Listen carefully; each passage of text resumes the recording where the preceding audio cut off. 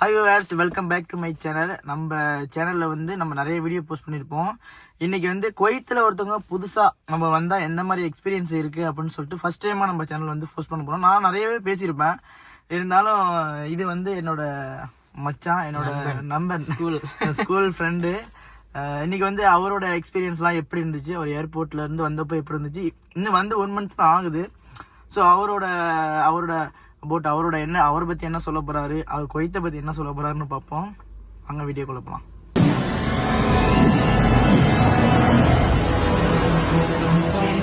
சொல்லு மச்சான், இப்போ நீங்க குவைத்துக்கு வந்ததுக்கு அப்புறம் நீங்க எப்படி ஃபீல் பண்றீங்க? புதுசா இருக்கிற போல இருந்துச்சா? புதுசா எப்படின்னா உறவுகளை விட்டுட்டு தனியா வந்திருக்கும், ஒரு ஃபீலிங்கா இருக்கும். ஒரு வாரமா ஒரு வீக் மட்டும் ஒரு ஃபீலிங்கா இருக்கும். குடும்பத்தை விட்டு வந்துட்டோம், ஃப்ரெண்ட்ஸ் விட்டு வந்துட்டோம், என்ன நம்ம இப்படியா தனியா வந்திருக்கோம், நம்ம நாட்டிலே வேலை பார்த்துருக்கலாமே. ஏன்னா நம்ம நாட்டில் வேலை பார்த்தா நம்ம நாட்டுல வேலை இல்ல, படிச்சவர்களுக்கு மட்டும் வேலை இல்லை. நானும் டிப்ளமோ மெக்கானிக்கல் இன்ஜினியரிங் படிச்சுட்டு வேஸ்டா வரைக்கும் இப்ப டிரைவர் வேலைக்கு வந்திருக்கேன். என்ன பண்றது, நம்ம நாட்டுல வேலை இல்ல. இப்போ நம்ம ஃபாலோவர்ஸ் எல்லாம் இப்ப நான் நிறைய வீடியோ நான் போட்டிருப்பேன். என்ன சொல்லுவாங்க, எல்லாமே படிச்சு எல்லாருக்கும் வேலை இருக்கு, உனக்கு திறமை இல்ல அப்படின்னு சொல்றாங்க. இப்ப நீ கம்பெனில எல்லாம் போய் வேலை பார்த்திருப்ப.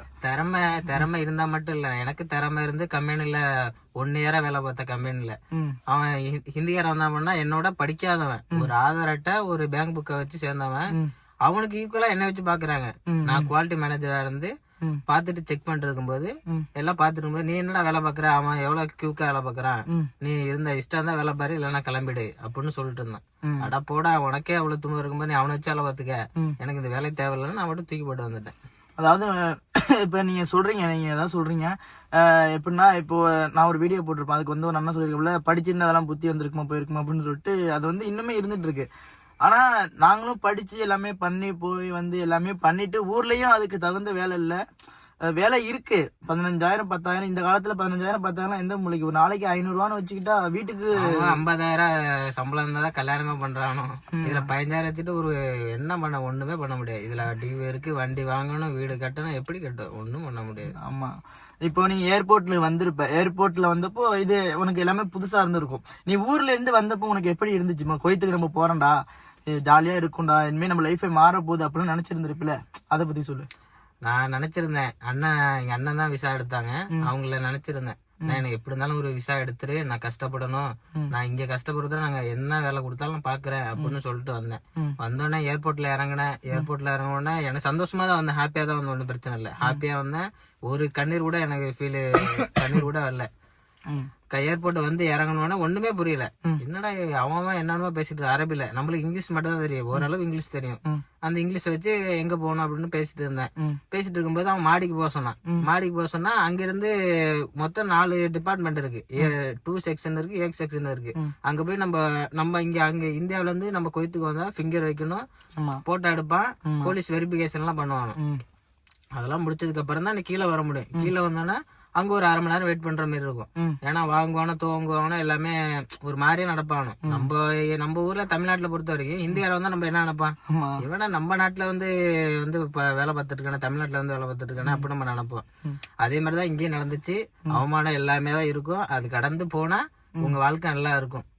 நீங்க வந்து வெளிநாட்டுல வந்து சம்பாதிக்கலாம், சம்பாதிச்சு நீங்க எந்த தப்பு இல்லாம ஒரு குடிக்க கூடாது, எந்த ஒரு கெட்ட பழக்கம் இல்லாம இருந்தீங்கன்னா ஏதோ ஓரளவு ஒரு 5 வருஷம் 10 வருஷம் கஷ்டப்பட்டீங்கன்னா உங்க குடும்பம் இப்ப இருக்கிறது கொஞ்சம் நல்லா இருக்கும், ஒரு நார்மல் ஸ்டேஜ். இப்போ வந்து இவருக்கு வந்து எந்த ஒரு எக்ஸ்பீரியன்ஸ் இல்ல, ஆனா அவருக்கு வந்து இவ்வளவு தெரியுது. இப்பெல்லாம் இருக்கணும், எல்லாருக்குமே இவ்வளவு தானாங்க. இப்ப நம்ம எல்லாமே என்ன நினைச்சிட்டு வருவோம், வந்துட்டு நல்லா சம்பாதிக்கணும், நல்லா இது பண்ணணும், சொத்து சுகம் சேர்த்துக்கணும், நம்ம ஊர்ல போய் சொந்தமா இருக்கணும், அப்படிதான் எல்லாருக்குமே தோணும். உனக்கே அதான் தோணும். இப்போ அப்படி தோணுனப்போ இப்ப இவனுக்கு வந்து எந்த ஒரு எக்ஸ்பீரியன்ஸும் இல்ல. சோ இவ்வளவு பேசணும் அப்படின்னா தம்பி வந்து குவைத்துக்கு ஏத்த ஆளுதான். ஏன்னா எந்த ஒரு பிரச்சனையும் கிடையாது, தம்பி வந்து நல்லா பொழைச்சிப்பான். வந்து என்ன வேலைக்கு வந்திருக்க மச்சான்? நான் வந்து டிரைவர் வேலைக்கு வந்திருக்கேன், மெக்கானிக்கல் இன்ஜினியர் படிச்சுட்டு டிரைவர் வேலைக்கு. அது டிரைவர் வேலை, அது கொஞ்சம் கெத்துதான், அது கொஞ்சம் நல்லா ஜாலியா தான் இருக்கு.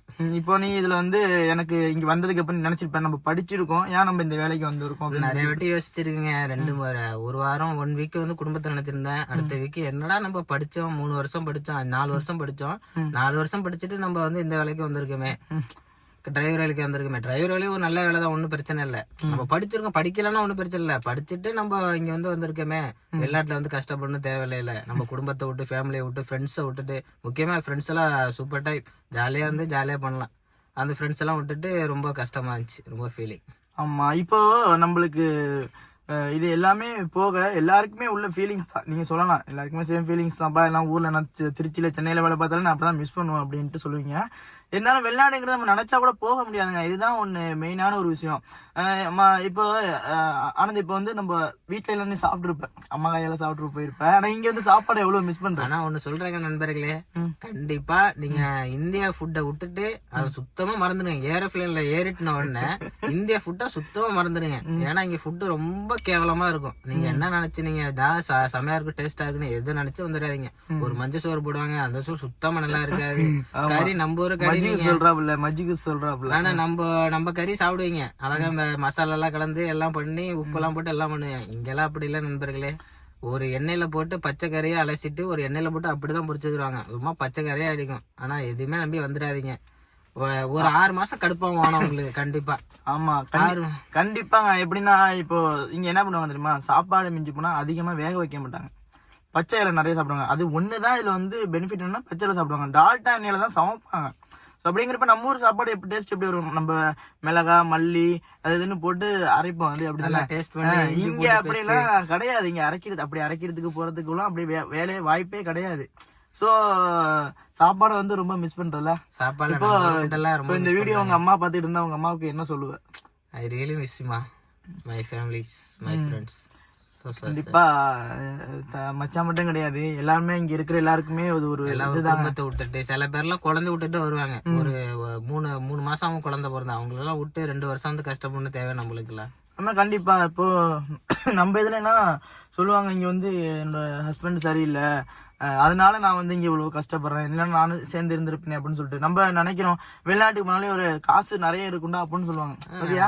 ஆனா இங்க இருக்கிற கஷ்டம் என்ன அப்படின்னு இப்படி தெரியும். இப்ப நம்ம உனக்கு ரூம் எல்லாம் எப்படி மச்சா? ரூம் எல்லாம் ஓகேவா? ரூம் எல்லாம் ஓகேங்க. சில பேருக்கு ரூம் எல்லாம் செட்டு போட்டு கொடுப்பாங்க. நம்மளுக்கு ஏதோ நல்ல வீடு இருந்தனால கொஞ்சம் நல்ல அருமையா இருக்கு. ஒரு வீடு 2 பேர் இருக்கு, நானும் ஒரு ஹிந்தியாரனும் இருக்கும். நான் கீழே மேல படுத்துருவான், கீழே படுத்துருப்பான். ரூம் ஒரு அட்ஜஸ்ட்மெண்ட், ஒரு 2 பேர் தங்கலாம், அவ்வளவுதான். நம்ம திங்ஸ் நம்ம இது பண்ணி வச்சுக்கலாம். ஒரு 10க்கு 12 மாதிரி இருக்குமா, ஒரு 10க்கு 8 அந்த மாதிரி? 10க்கு 8 மாதிரி தான் இருக்கும். அதனால என் ரூம்லாம் 4க்கு 10 தான் என்னோட ரூமே. 4 அடி அகலம் 10 அடி நீளம் அப்படிதான் இருக்கும் என்னோட ரூமு. வேற உனக்கு வேலையில எப்படி மச்சா? கார் எத்தனை வண்டி இருக்கு, ஹவுஸ் டிரைவர்ல வேற இன்னும் புதுசா நீ பாக்குறப்போ உனக்கு எந்த மாதிரி கஷ்டங்கள்லாம் தோணுது? அதாவது நம்ம ஊர்ல ஒரு கார் நீ ஓட்டுனா ஒரு கார் ஒரு வீட்டுல ஓட்டுவீங்க. இங்க அப்படி இல்ல நண்பர்களே. ஒரு வீட்டுல 4 கார் நிக்கும், 5 கார் நிக்கும். அந்த 5 கார்ல வந்து நீங்க 3 கார் கழுவுற மாதிரி இருக்கும். இன்னொரு டிரைவர் இருப்பான், அவன் 2 கார் தான் கழுவான். ஏன்னா அவனுக்கு எக்ஸ்பீரியன்ஸ் அதிகம். அவன் வந்து முன்னாடி வந்திருப்பான், 2 வருஷத்துக்கு முன்னாடி வந்திருப்பான். நம்ம புதுசுனால நம்ம 3 காரு இல்ல 4 காரு கூட கழுவ விடுவான். நம்ம அட்ஜஸ்ட் பண்ணி பார்த்துதான் ஆகணும், வேற வழியே. ஆமா என்ன சொல்றாருன்னா, இப்ப புதுசா நாங்க வர வீட்டுல 5 கார் இருக்குன்னு வச்சுக்கலாம். ஃபர்ஸ்ட் ஒரு டிரைவர் இருந்திருப்பான். அந்த டிரைவர் என்ன பண்ணுவாங்க அப்படின்னா, அந்த புதுசா வரனே வேலை வாங்குவாங்க. எல்லார்ட்டும் உள்ள ஒரு இதுதான் ஒரு இயல்பு. அதனால இப்ப வந்து தம்பி அதான் சொல்றாப்புல. என்ன சொல்றாருன்னா, அந்த காரையும் நான் இந்த எல்லா காரையும் கழுவிட்டு இருக்கேன், போக போக ராஜ்யம் வந்துரும்பா, ஒன்னும் பயப்படாத ராஜ்யம் வந்துடும் கண்டிப்பா. கண்டிப்பா நண்பர்களே. ஓகே மச்சான், இப்போ வந்து நம்ம சாப்பாடு பார்த்தாச்சு, ரூமு பார்த்தாச்சு. உன்னோட கஃபீல் உன்னை எந்த மாதிரி ட்ரீட் பண்றாங்க? கஃபீல்லாம் சூப்பர் டைப்புங்க. ஒரு வீட்டுக்கு ஒருத்தவங்க அமையறது பொறுத்து இருக்கு. சில பேர் கடுப்பு அடிக்க மாதிரி பேசுவான், சில பேர் எரிச்சு ஒரு மாதிரியே பேசுவான்.